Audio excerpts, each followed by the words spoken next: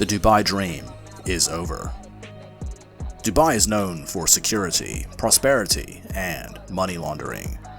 This artificial paradise in the Arabian desert has attracted people from all over the world with prime real estate, little to no taxes, year-round sunshine, and safety. However, this has come to an abrupt end, almost overnight, with the closure of the Straits of Hormuz after the USA and Israel foolishly attacked Iran, assassinating the supreme leader, leading to Tehran asserting total control over the world's most important choke point, where 20% of global oil and gas exports passes through. The entire business model of Dubai is essentially over.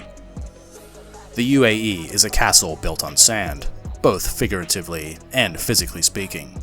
Just about all commodities are imported, from basic necessities to cars and building material.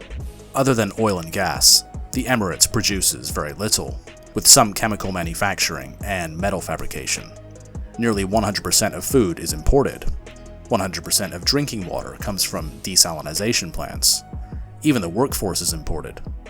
At just 11% of the population, native Emiratis number only around 1.1 million people out of a total population of 10 million. This artificial country, known as the United Arab Emirates, is not a self-sustaining nation. Other than some white-collar jobs and managerial positions, the native population does not participate in the workforce, especially manual jobs, which is entirely made up of de facto slave labor. Therefore, without foreign workers, the economy would collapse.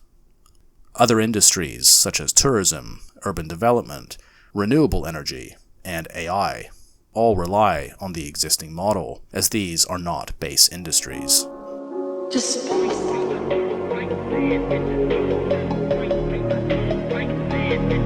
Despite the leadership in Abu Dhabi effectively siding with the aggressors in Tel Aviv and Washington, Tehran has so far restricted its targeting bank to US military assets only. However, if MBZ decides to participate in hostilities and orders direct attacks on Iran, that will change, and ballistic missiles will be aimed at critical infrastructure, such as oil facilities and desalination plants, which would have devastating consequences. Life in a desert without access to fresh water is simply not possible. An exodus has already begun, as those with money no longer feel safe with Iranian missiles flying in.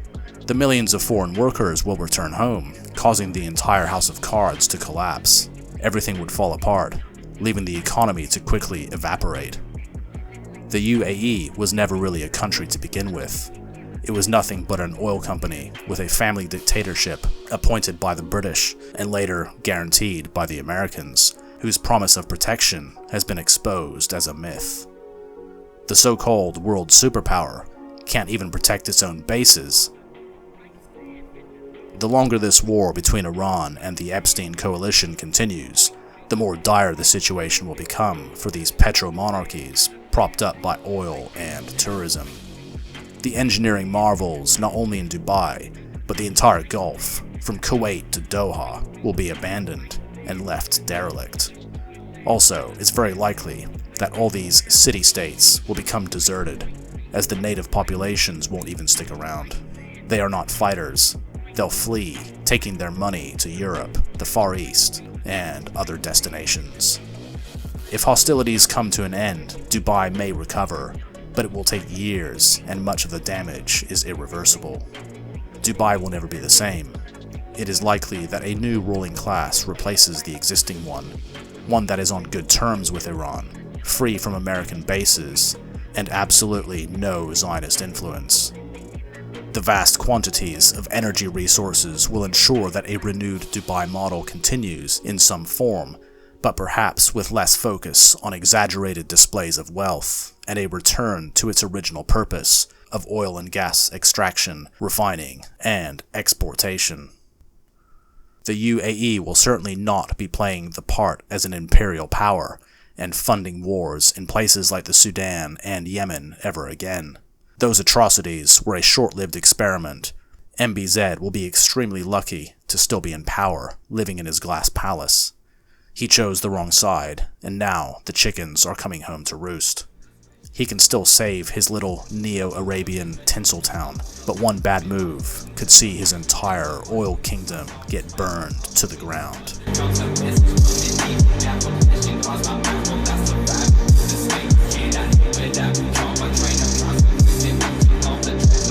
Thanks for watching. If you like this content, please consider subscribing. Please also share and leave a like. It's free and it helps the channel. Also, a big thank you to all of you who have very kindly donated. I very much appreciate your generosity, as this channel is demonetized. For one-off donations, it's easy. I accept PayPal and Buy Me a Coffee, or even crypto.